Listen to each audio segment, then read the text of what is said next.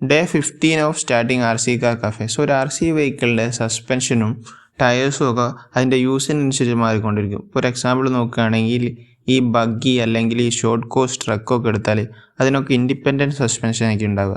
അത് കുറച്ചുകൂടിയും ഈ കോർണേഴ്സൊക്കെ സ്മൂത്തായിട്ട് എടുക്കാൻ സഹായിക്കും.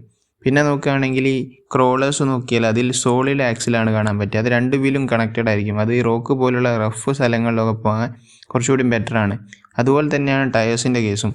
അതിനും ഒരു പർപ്പസിനനുസരിച്ച് ടയേഴ്സും മാറിക്കൊണ്ടിരിക്കും. ഇപ്പോൾ ഒരു എക്സാമ്പിൾ നോക്കുകയാണെങ്കിൽ ഓൺ റോഡ് കാർസിലൊക്കെ സ്മൂത്ത് ടയേഴ്സ് ആയിരിക്കും ഉണ്ടാകുക. അത് ഫ്ലാറ്റ് സർഫസിൽ യൂസ് ചെയ്യുന്നതുകൊണ്ട്.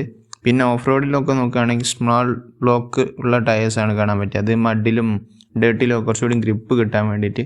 അതുപോലെ തന്നെയാണ് ക്രോളേഴ്സിൽ. അത് ഭയങ്കര സോഫ്റ്റ് ടയേഴ്സായിരിക്കും യൂസ് ചെയ്യുന്നത്, മാക്സിമം ഗ്രിപ്പ് ആക്കാൻ വേണ്ടിയിട്ട്. അതായത് ബേസിക്കലി പറയുകയാണെങ്കിൽ കാർ എന്തിനാണ് യൂസ് ചെയ്യുന്നത് നോക്കിയിട്ടാണ് അതിൻ്റെ സസ്പെൻഷനും ടയേഴ്സും ഒക്കെ ഡിസൈൻ ചെയ്യുന്നത്. അപ്പോൾ അതൊക്കെ നോക്കി പർച്ചേസ് ചെയ്യണം.